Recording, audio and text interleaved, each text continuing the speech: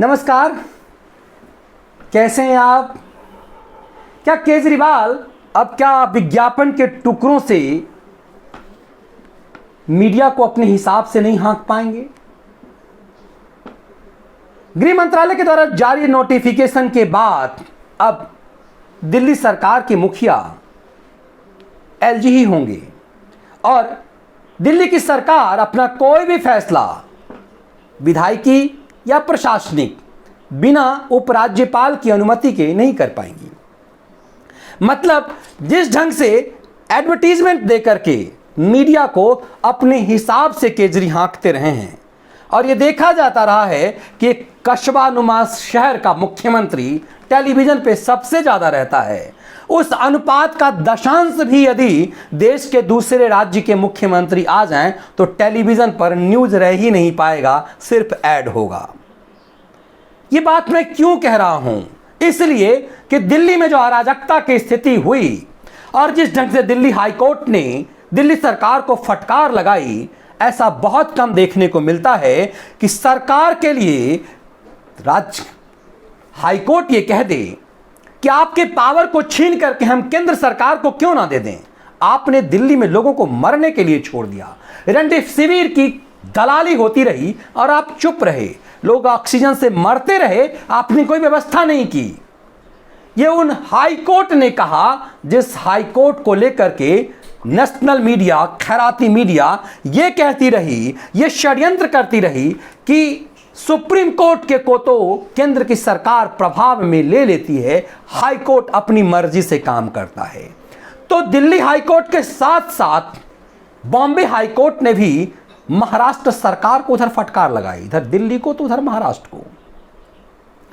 तो दिल्ली सरकार को हाईकोर्ट ने जो ही फटकार लगाई, उसी दिन उसी रात में नोटिफिकेशन गृह मंत्रालय के तरफ से एक अधिसूचना जारी कर दी गई। यह अधिसूचना संसद में पास उस कानून के आधार पे है जिसके मुताबिक अब दिल्ली सरकार के मुखिया मुख्यमंत्री केजरीवाल नहीं, राज्यपाल होंगे।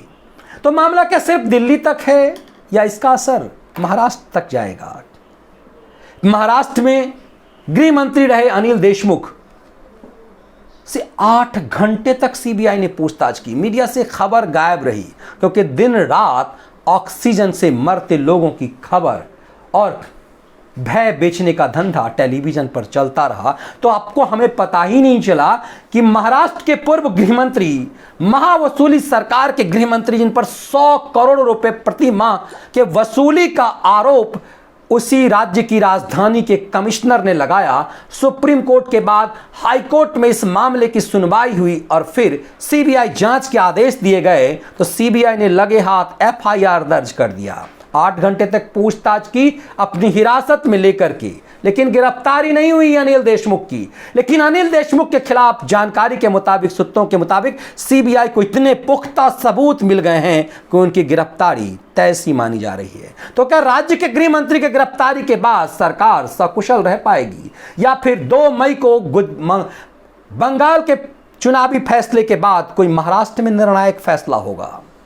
इसलिए क्योंकि उम्मीद बांधे लोग जो महाराष्ट्र में चुनाव आयोग को घेरने की कोशिश कर रहे थे, जिनके लिए केरल में, तमिलनाडु में, पांडिचेरी में और असम में चुनाव चर्चा का विषय नहीं था, लेकिन बंगाल में चुनाव क्यों हुए, बंगाल में कोरोना का प्रभाव हुआ, ये इसका बरबोला पर जारी रहा। तो ऐसे समय में जब लुटियन मीडिया, खैराती मीडिया की बेचैनी बंगाल में चुनाव की रही और चुनाव के जितने फेज बढ़ते चले गए, हर फेज के बाद जब यह दिखने लगा कि ममता बनर्जी की सत्ता हिल रही है, कुर्सी डिग रही है, तो लुटियन मीडिया की बेचैनी बढ़ती रही।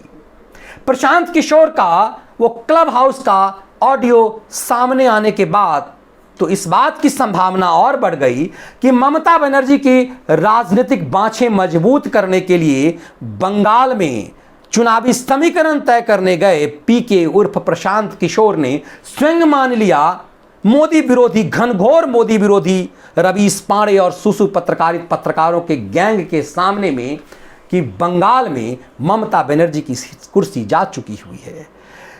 जब उस ऑडियो में बेचैनी दिखी रवीश कुमार जैसे पत्रकारों की कि क्या सत्ता के खिलाफ लहर, एंटी इनकम्बेंसी केंद्र के खिलाफ नहीं है।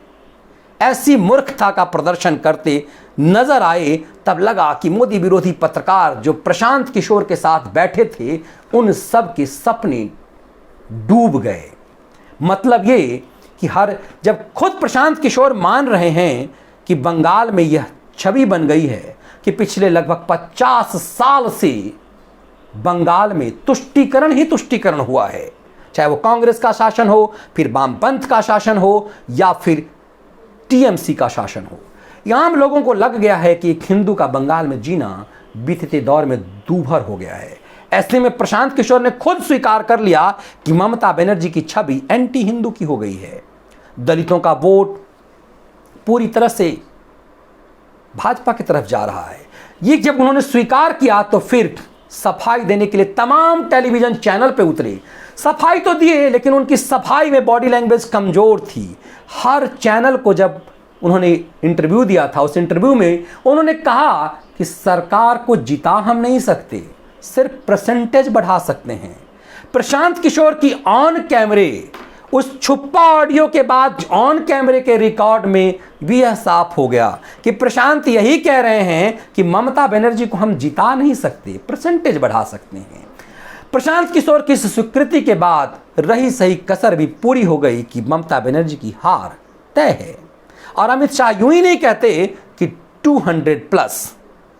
तो बंगाल में 2 मई के फैसले के बाद क्या होगा? उस फैसले से पहले हाईकोर्ट के फैसले ने केजरी सरकार के झूठ की रीढ़ तोड़ करके रख दी और केंद्र में सरकार पर नियंत्रण उपराज्यपाल मतलब गृह मंत्रालय का हो गया। तो क्या 3 मई के बाद क्या होगा? 3 मई के बाद क्या अनिल देशमुख की गिरफ्तारी होगी और फिर महाराष्ट्र में राष्ट्रपति शासन लागू होगा, जिसकी उम्मीदें बढ़ी थी। और ये राष्ट्रपति शासन ये नहीं माना जाएगा कि केंद्र सरकार ने बलपूर्वक किया है, क्योंकि पूरी तरह से चरित्र महाराष्ट्र सरकार का धड़धड़ा कर गिर जाएगा। और हाईकोर्ट में क्या कोई ऐसी टिप्पणी होगी जो महाराष्ट्र सरकार की वजूद को हिला देगा? क्या देश की राजधानी और देश की आर्थिक राजधानी को लेकर के मोदी और शाह की सरकार धृतराष्ट्र बने रहेगी, या इस पर निर्णायक फैसला लेगी और उसके लिए अदालत सुगम राह तय करेगा? क्योंकि कब्र दिल्ली के साथ महाराष्ट्र की सरकार ने खुद खोद दी है और उसके खैराती उसकी कब्र में अब बस मिट्टी ही डालने के लिए तैयार हैं। तो इन पिस्सुओं का क्या होगा? बंगाल के लिए कहने वाले कि बंगाल जो आज सोचता है वो देश कल सोच रहा है। तो बंगाल आज क्या सोच रहा है जो देश कल सोचेगा? या फिर ये कहावत बदल चुका है कि पूरा देश जो सोचता है वही बंगाल सोचता है? तो पूरा देश क्या सोच रहा है, ये खैरातियों की बेचैनी में दिख रहा है। तो जिस तरह से दिल्ली हाईकोर्ट के फैसले के बाद केजरीवाल की शक्ति का क्षरण हो गया, वैसे ही क्या 2 मई के बाद एक निर्णायक फैसला होगा जो आज ही दिखाई दे रहा है।